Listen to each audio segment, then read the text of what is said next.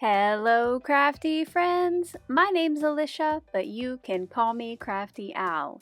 And welcome to day 6 of my Spellbinders 2024 Crafty Advent series.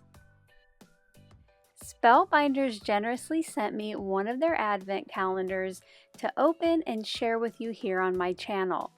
So each day from the 1st to the 24th, I'm going to have a quick and fun video to show you what's behind the new door and create a project.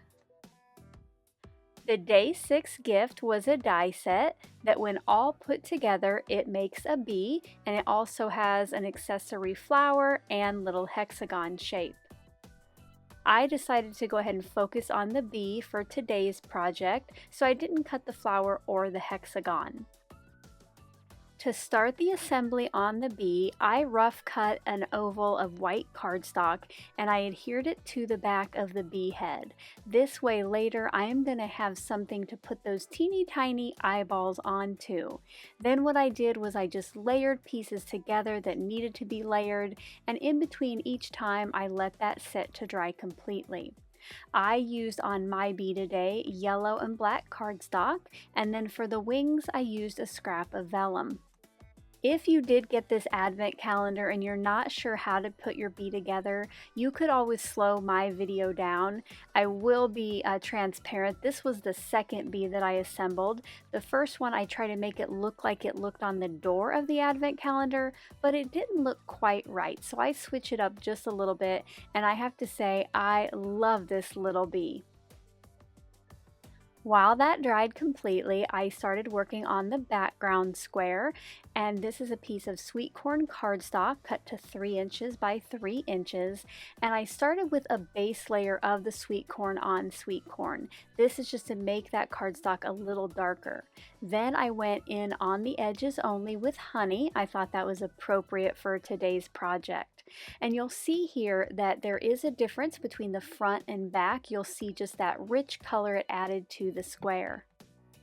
Off camera, I cut a bunch of hexagons from a die I had in my stash, and I cut these out of sweet corn and didn't do any ink blending. This way, when I adhere them kind of in a strip on that background square, you can definitely see a difference between what I just ink blended and these new hexagons. That's another reason why I put down that base layer of sweet corn on the background square. Now I could have stopped here and it was still a cute background, but I bought some distressed Spritz recently in Fossilized Amber, which is kind of a gold, and I knew that this was a perfect project to try it out on. So I took some time, spritzed some of that on there, and then I set it aside to dry. If you are enjoying this series, I think you're going to love my daily Advent lives. Make sure to check out the link at the top of the description box below and join me for the next live stream where I will be opening multiple crafty calendars and creating a new tag each day. Here's a look at that background all dry, and I have to say I am in love.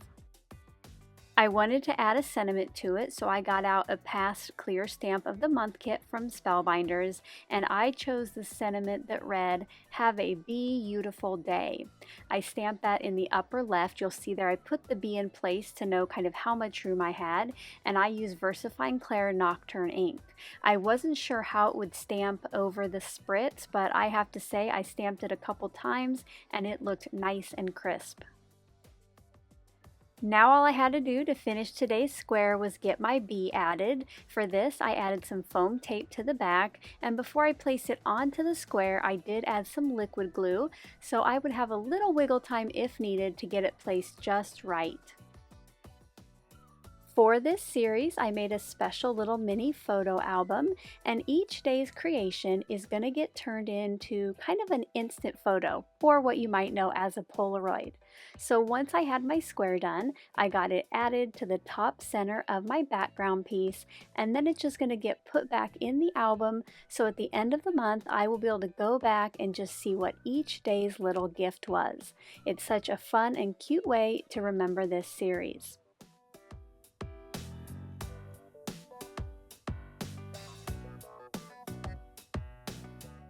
If you're not yet subscribed to my channel and you would like to be notified of my next Advent video, make sure to click on that subscribe button below and ring the bell for all notifications. Thank you so much for taking the time to watch all the way to the end of the video. I hope now you'll consider clicking on one of the videos or playlists I have linked above. And if you are interested in any of the products or tools I used in today's video, I do have some links in the description box below.